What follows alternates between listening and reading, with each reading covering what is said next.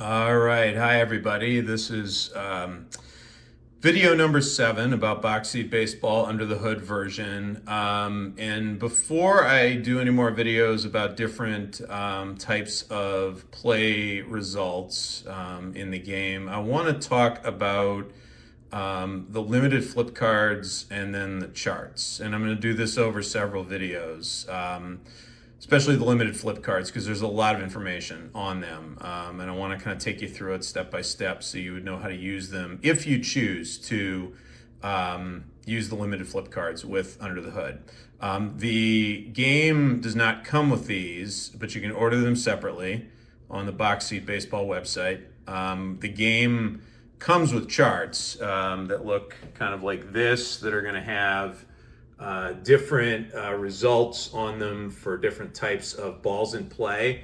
What I like about the flip cards is it eliminates a lot of the charts, and it still has a lot of variety in the results on these different balls in play. So if you order the limited flip cards, you get 100 of them, and they're double-sided. So each one has similar things on both sides. So you essentially have 200 cards worth of results. You don't have to shuffle them too often. But on really any ball in play, you're going to use these to determine where it's hit and what happens to the base runners. So in this video, I'm just going to focus on the balls in play that are likely to be outs. And then in the next video, I'll talk about the hits and how you handle those. So for this, I brought Jimmy Wynn back here to the plate. There's the toy cannon, and I put Davey Lopes, his teammate, the speedy Davey Lopes, with a base runner rating of A+, which is the best you can be. And that will come into play here several times as we look at these flip cards. Let's just say he's on base, and I'm going to move him around a little bit depending on what these cards say. But on the card, if you look at the top section of the card, you have 8 rows and then you have 4 columns. And ignore the red up in the corner. That's for stolen bases, and we'll talk about those in another video. But these 8 rows represent really the majority of the different balls in play you can have. The top row is for ground balls. Hard grounder, regular grounder, and slow grounder are what those abbreviations mean. The second row is for a long fly, normal fly, or short fly. Then the next row is for a pop-up or line out. And then the next row is for a foul pop.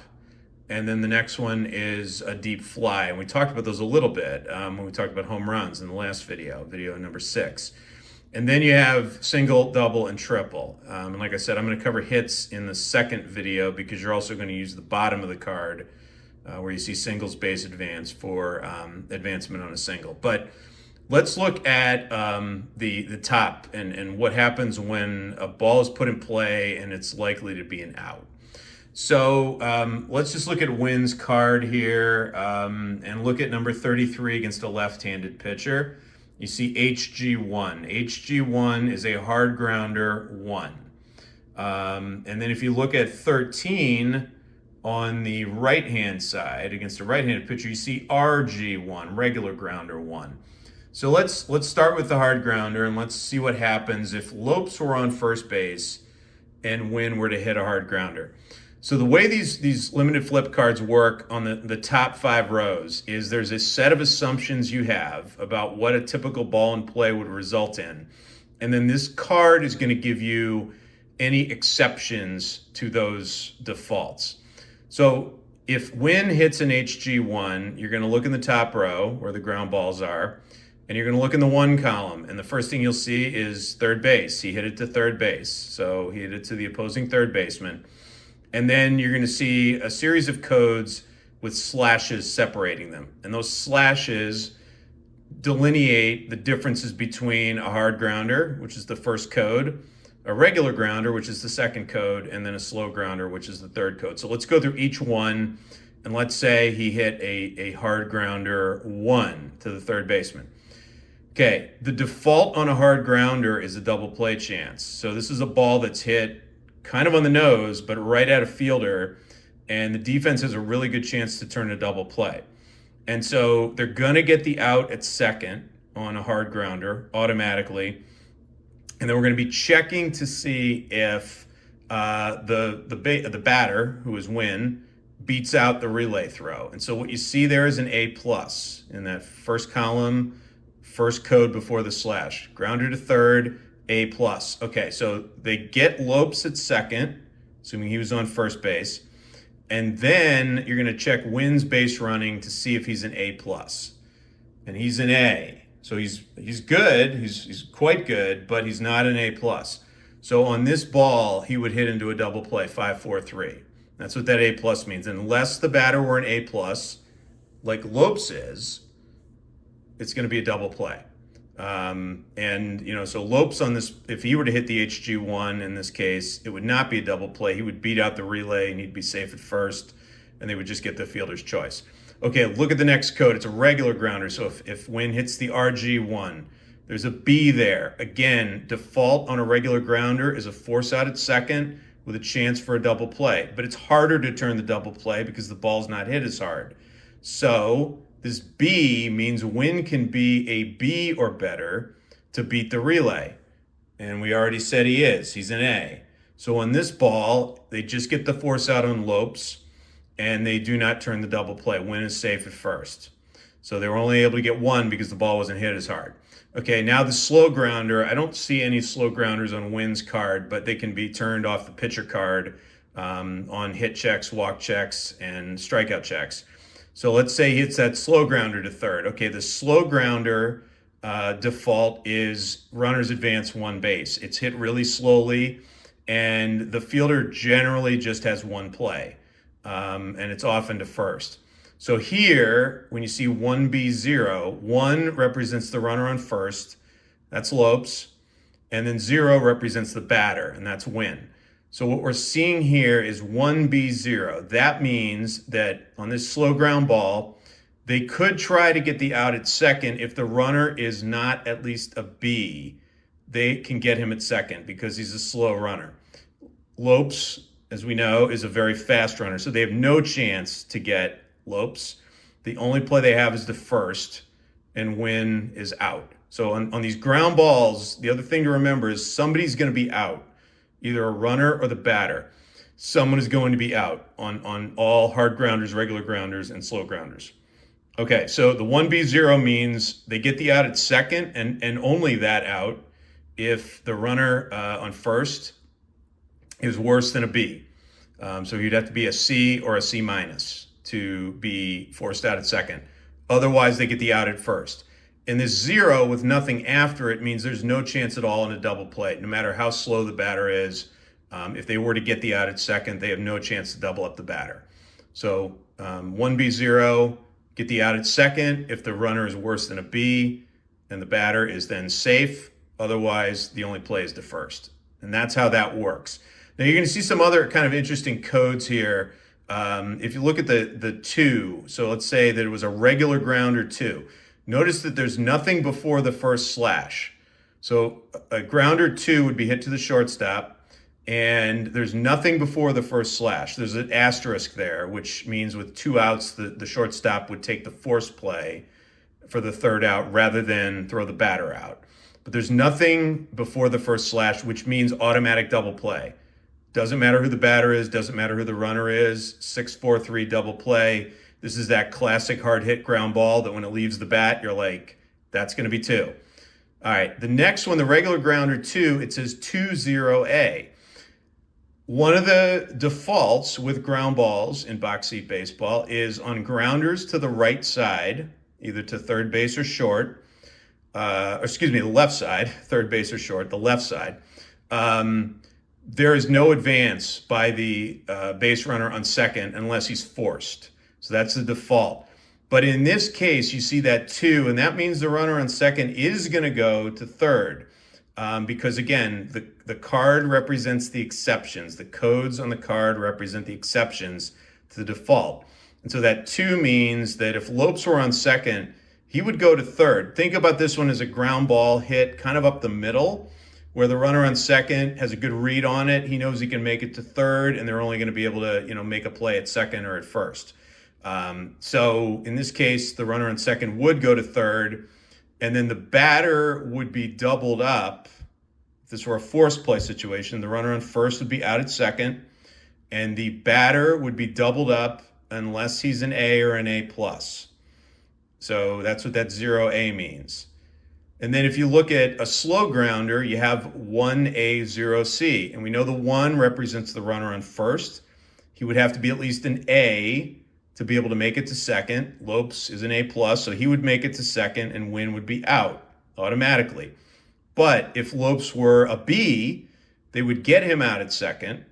And then you look to the next part of the code, which is 0C. It means the batter makes it to first unless he's worse than a C. And the only way you can be worse than a C is to be a C minus. That's the lowest base running grade. So you have A plus, A, B, C, C minus. So this is a slow hit ground ball, probably not a double play unless you have a moderately slow runner on first and you have a really, really slow batter, a C minus, which there are some of, but there are not too many of them. So that's what would happen there. And then another kind of quirky one is in column 4. You see a grounder to second, and then on that hard ground ball, it says 2C.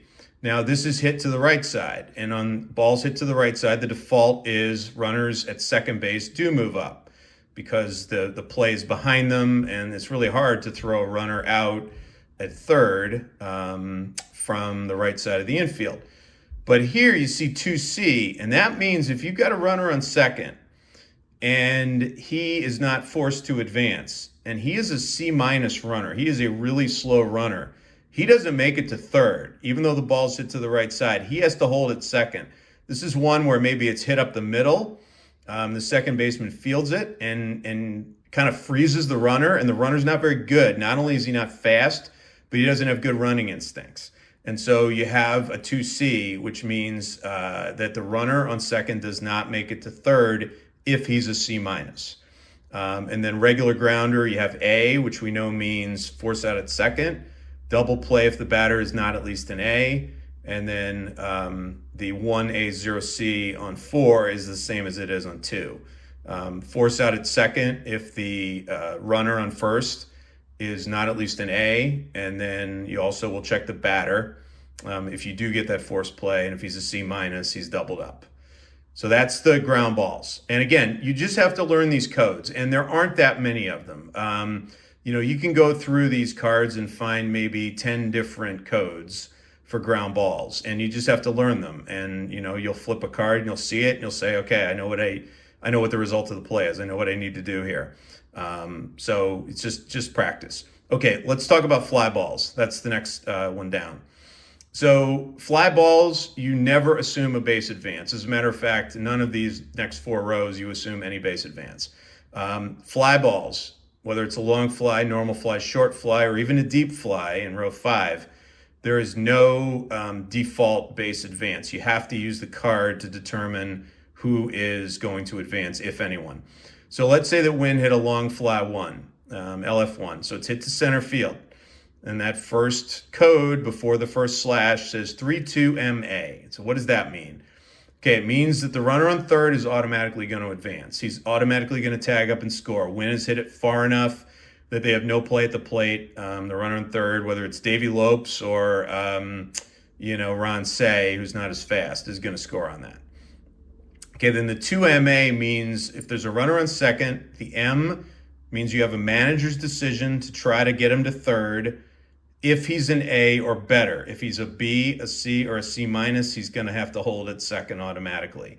But if he's an A or an A plus, like Davey Lopes is, you can look at the fielder's arm, the center fielder's arm, and Lopes' speed, and there's a chart you'll use to see if he makes it to third if you want to choose to risk sending him to third. You don't have to.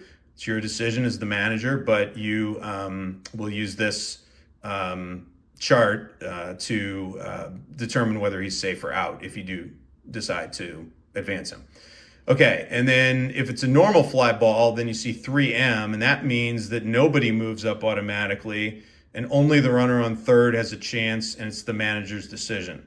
So again, this is independent of speed. So if it's A plus, A, B, C, or C minus, he has the option to try to score against the center fielder's arm. And then after the last slash, there's nothing, which means on a short fly, nobody can move at all. And that's pretty much the case, I think, on maybe 100% of short flies. There are very few where a runner is able to advance on those. So those are fly balls. Okay, the next row down, you have both pop-ups and lineouts. So you might have PU1 or LO2. So there's only 2 columns here. And you have, again, a base that it's hit to, or a fielder that it's hit to, and then a slash. And sometimes there's a number after the slash. Sometimes there's not. But that's for the line out. So on the pop-up, it's just a pop out to second. If you hit a PU1 or a PU2, it's a pop up to second, no advance, batter's out. If you have a line out, though, what that 1 means is if there were a runner on first and you hit a line out 1, that runner would be doubled up. So there would be a liner to second, and he throws quickly to first and catches that runner off base, and that runner is out, and you've got a double play. And so you're going to see that on some of these line out cards. You might see a 1, you might see a 2, and in a few cases you might see a 3. I mean, again, it's going to depend on who it's hit to. So, on a liner to third, you might see a 3, which means that the runner on third was doubled up because the third baseman's standing right by the bag, and he's able to beat the runner back to the bag if there's a 3 there. So this is, the default, again, is no base advance, and the only exception would be on the line out where there's a number, that runner on that base is doubled up if there is a runner on that base. Okay, foul pops are the easiest. Those are just fielder identifiers. FP1 would go to first base, and FP2 would go to third base, and of course there's no base advance on any foul pops. And then DF is just like any of the other fly balls, but you're going to see more movement on the bases here because the balls hit a lot farther. Along a deep fly 1 hits a left field, the runner on third moves up automatically, scores. The runner on second has a manager's decision, and even here the runner on first could move up potentially, if you want to try to risk it, if he's an A or better. So if you had Lopes on first here and you wanted to take a chance, maybe the left fielder has a really weak arm and Lopes, gets to the bag to tag up and gets to second. You have that opportunity. Deep fly 2 goes to right field, and you see that the runner on third and the runner on second would advance automatically because there's nothing after those numbers. And then the runner on first, again, would have a manager's decision to advance if he's an A or an A+. Again, just learning the codes. And there's 200 of these cards. You don't have to shuffle them very much. You can see some of the results are a little bit different here. The fly balls are pretty consistent across the board, but you see that 2C up here. Here you see on a grounder 2, it's hit to first base. And so, a hard grounder, the batter would have to be an A+ to beat the relay. Regular grounder, he'd have to be a B. And then a slow grounder, you have possibly the chance to get the runner at second if he's worse than a B. Otherwise, you get the runner on first, and no chance at a double play there with that 0.